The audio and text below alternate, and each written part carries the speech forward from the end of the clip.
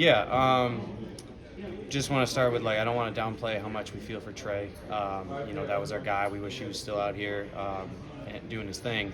But it's been a good transition. And granted, it's been 2 days. So for what we've experienced so far, it's been good and seamless. I mean, Jimmy's been our quarterback here. This is his 6th year. So, you would expect him to be familiar and know what we're doing. And seeing him taking on a little bit of that backup role initially, but how have you been able to see, has he had the same mindset, anticipating being a starter even though that wasn't the game plan from week 1? Yeah, I mean, it definitely was a little different to see him in that backup role at first.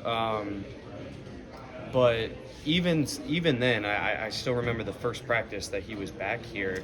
You immediately notice Jimmy, just his presence and his command, and that's something that now that he's back to being the starter, that he's flipped right back on and has done a really good job of so far.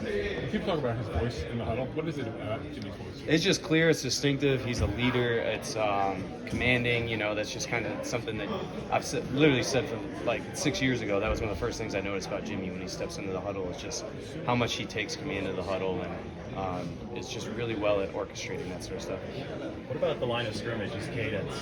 The first day he was back at practice, we heard him from the other side of the fence. It's the loudest quarterback that you've worked with. Yeah, you're definitely going to hear Jimmy's cadence, and it's a positive, too, because we're going to be in a noisy environment, and regardless of how noisy it is out there, we're still going to be moving, we're still going to be using cadence, so, to have Jimmy's voice echoing out there will help. After the game, you said it felt like a return to 49er football. How would you describe 49er football?